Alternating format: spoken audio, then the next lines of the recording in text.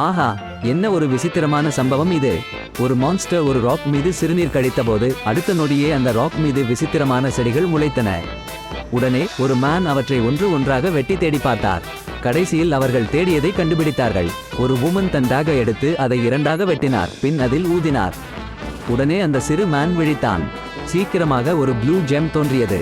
அந்த வுமன் ஒரு மர்மமான லிக்விட் அதில் விட்டார், அதனால் ஜெம் பெரிதாக உப்பிட ஆரம்பித்தது. உடனே அவர் டாக கொண்டு அதை குத்தினார், பின் ஒரு ரோப் கொண்டு கட்டினார். அதை ஒரு லக்கில் எறிந்தார், ஒரு பாமாக மாறுவதாக. ஒரு பெரிய பீஸ்ட் நீரிலிருந்து வெடித்து வந்தது. அந்த வுமன் தன் டாக எடுத்து பாஸ்டினின் வயிற்றில் ஒரு காயத்தை உண்டாக்கினார், பின் உள்ளே சென்று அதன் உள்ளங்கையை மாற்றினார்.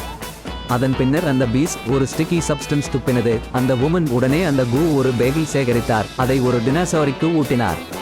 சீக்கிரமாக அந்த டைனோசோர் ஓட ஆரம்பித்தது. அடுத்த நிமிடம் அதன் உடல் கடினமாகிவிட்டது. ஒரு பேங் சத்தம் கேட்டது. ஒரு அழகான வேல் வானத்தில் தோன்றியது. அந்த வேல் அந்த டினோசாரை விழுங்கியது. சில நேரங்களில் ஒரு ஆப் ஹேலில் இருந்து விழுந்தது. பூமியில் உள்ள மக்கள் அதன் உள்ளே தலையை விட்டு ஒரு கணத்தில் யாற்றில் தோன்றினர்.